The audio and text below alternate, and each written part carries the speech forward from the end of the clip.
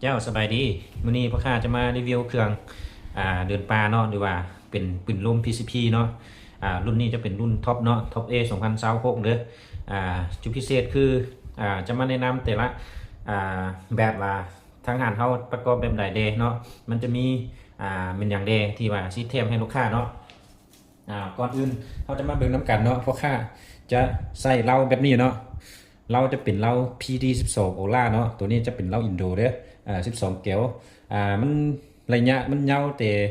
ความยาวมันยาวแต่40เซนเด้อเนาะตัวนี้40เซนมันน้อยสามก้อยเนาะนี่สามก้อยมันเบาแฮงเด้อตัวนี้หาน้อยเนาะหาได้หายากเนาะบ่แม่นหาน้อยหาได้ยากสุดเลยเนาะตัวนี้เนาะตัวนี้จะเป็นรุ่นท็อปเนาะท็อป A All New 2026ล่าสุดเลยเนาะถ้าก็สั่งเข้ามาใหม่ๆเวลาพับมันก็พับประมาณนี้เนาะแล้วก็เก็บเสียงจะเป็นยี่ห้อ FX Earguns เนาะมันจะเบาแห้งน้อยเนาะน้อยเบาแห้งตัวนี้ราคามันก็แพงเนาะมันก็แพงใครที่สนใจอยากได้แบบราคาสูงหรือว่ารุ่นท็อปก็ทางหาได้เนาะเราจะเป็นเหล้าโอล่าเด้อเหล้าโอล่าเหล้าน้อยเด้อคลิปนี้เฉพาะมาอัปเดตตัวที่ว่าราคาจะสูงหนึ่งเนาะตัวที่ว่ามันงามลูล่าน้อยเนาะน้อยแต่ว่าผลมันจะได้ทุกๆรุ่นเลยเนาะประกันว่าคนแม่นคนเข้ากลุ่มนี่มันจะได้กลัวทุกๆรุ่นเลยเพราะว่าประกันเราแบบนี้เนาะเราแบบนี้หายากเนาะพวกเมนหาได้ง่ายๆเด้ออยากได้ก็ได้เด้อเนาะตัวนี้หายากสนใจก็ทำได้เนาะประมาณนี้จุดดีเนาะจุดดีของท็อป A เนาะมันจะบ่มีตัวเอื้อนว่าตัวใดตัวตัวดึง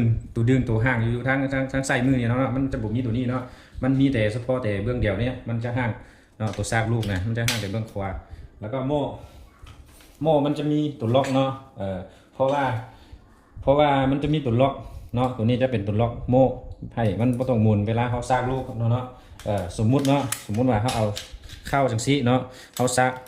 ากลูกเข้าไปแล้วเนาะเขาซากลูกเข้าไปแล้วเขาถ้าว่าเขาสิปลดห้ามบ่โดยจังใดเนาะเขาก็มีแต่ล็อกไว้ก่อนเนาะแล้วก็เขาเปิดทั้งซี่เนาะเฮ็ดทั้งซี่ก็ได้แล้วเนาะตัวนี้จุดดีเนาะจุดดีสำหรับโม่เนาะ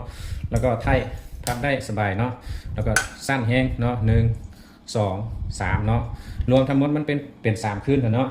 กล้องตัวนี้จะเป็นกล้อง BSA เด้อกล้อง BSA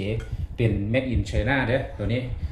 กล้องจะเป็นกล้องไม่จำเนาะไม่จำอยู่ในมันจะบ่มีไฟในเลนเนาะแล้วก็ขนาดกล้อง14x14 เนาะใครที่สนใจอยากได้ก็ถามได้เนาะทางคาร์บอน 0.5 เนาะ 0.5 ลิตรตัวนี้งามลายเนาะงามลายใครที่สนใจอยากได้เอาไปลิ้นก็ทางหาแล้วเนาะเบอร์โทรศัพท์คือ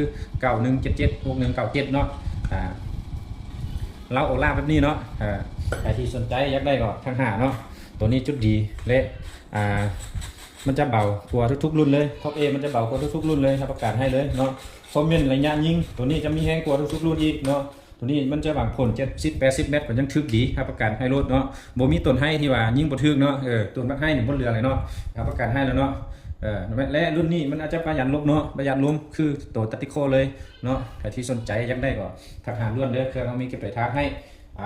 มีจำกัดเลยเนาะเครื่องแคบคือกองซุปเนาะกองซุปตัวกลางตัวพับได้เนาะแนะนำให้ไอ้นอกเข้าเนาะทั้งหลายเนาะได้ครับผู้ใดเวลาใส่เนาะว่าใส่แนวไหนก่อนอื่นไปฮอดต้องเอาใส่ตัวนี้เนาะหานใส่หู้ตัวนี้เนาะแล้วก็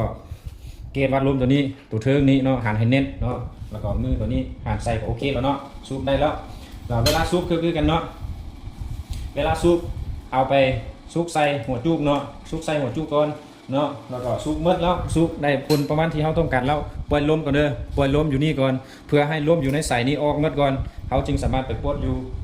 หัวจุกอยู่ปืนเขาได้เนาะเพราะฉะนั้นมันจะปลดบ่ได้มันจะแข็งแห้งนะเวลาเขาปลดมันจะแตกหรือว่าตัวเครื่องอยู่ในมันจะออกมาหมดเนาะเครื่องก็ประมาณนี้เนาะใครที่สนใจอยากได้รุ่นท็อป A เนาะ2026ก็ทางหาได้เนาะเครื่องเขามีเก็บไปทางให้เนาะเพราะค่าอยู่ที่นครหลวงเวียงจันทน์เนาะขอขอบใจ